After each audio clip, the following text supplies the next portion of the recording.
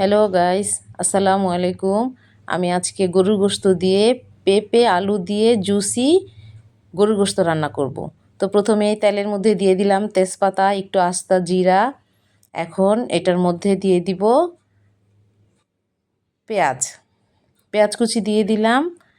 পেঁয়াজ কুচিটা একটু ভালো করে ভেজে নেব।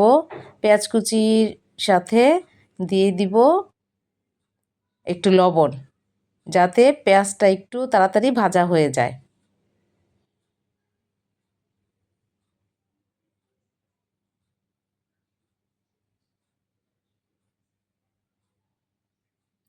পেঁয়াজটা ভাজা হয়ে গেলে একটু পানি দিয়ে দিব। তো সাথে 2 টেবিল চামচ আদা রসুন দিয়ে দিলাম। আদা রসুনটা একটু ভেজে তারপর এখানে 1.5 চামচ হলুদের গুঁড়ো অ্যাড করলাম। সাথে অ্যাড করব 1.5 চামচ মরিচের গুঁড়া।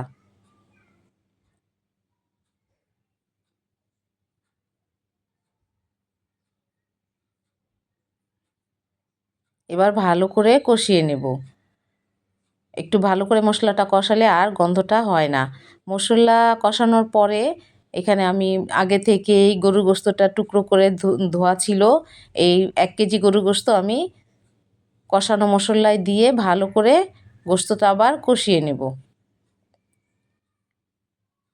চুলার আঁচটা একটু কমিয়ে দিয়ে আস্তে আস্তে কষাবো, যাতে ভিতরে মশলাটা ভালো করে ঢুকে যায়।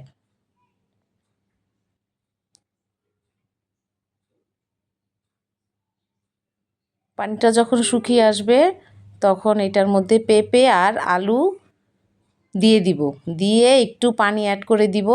তারপর ভালো করে নেড়েচেড়ে চুলার আঁচটা একটু বাড়িয়ে দিয়ে বলক আসা পর্যন্ত অপেক্ষা করব।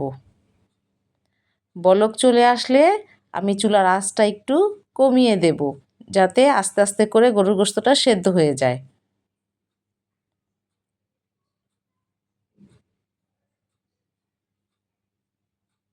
মাঝে একটু চেক করে নিব কতটুকু হয়েছে।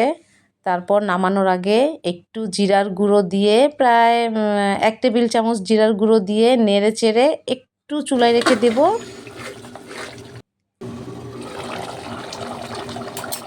তারপর নামিয়ে ফেলবো। এই যে দেখুন, আমার হয়ে গেল পেঁপে আলু গরুর গোশত। ভিডিওটি যদি ভালো লেগে থাকে তাহলে লাইক অ্যান্ড সাবস্ক্রাইব করবেন।